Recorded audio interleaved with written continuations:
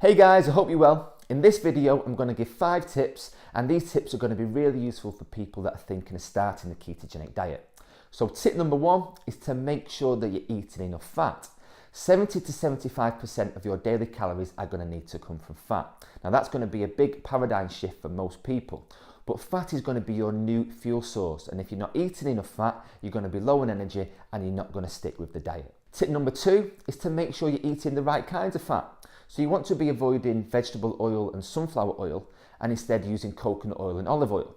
Now some other really good sources of fat are free-range eggs and grass-fed butter, and try to avoid processed meats like bacon and sausages as much as you can. Tip number 3 is to eat protein in moderation. Only 20 to 25% of your daily calories should now be coming from protein. If you eat too much protein, the body will convert the excess protein into glucose via a process known as gluconeogenesis, and this will kick you out of ketosis.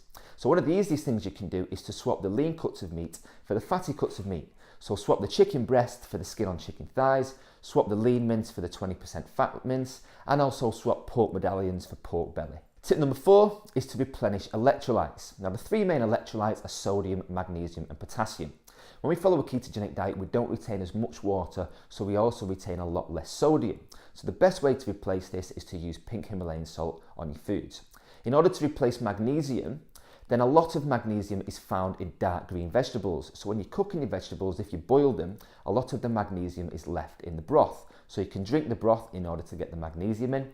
And potassium, meat contains a lot of potassium, but also when we cook that, if we grill it, a lot of the potassium is lost in the drippings. So keep the drippings, put it into a sauce or a gravy, and that's a great way in order to get the potassium back in. And tip number 5 is to track what you're eating. Now you can do this by using the MyFitnessPal app or the Carb Manager app, because a lot of people massively underestimate how many carbs and how many calories they're eating when they're following a ketogenic diet.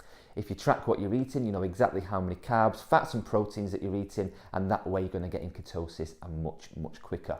If you like the content, guys, please give it a like and a share. Also follow the links to the Instagram and the YouTube videos. Loads more inspiration and information for low carb and ketogenic dieters. Thanks for watching, and I'll see you soon.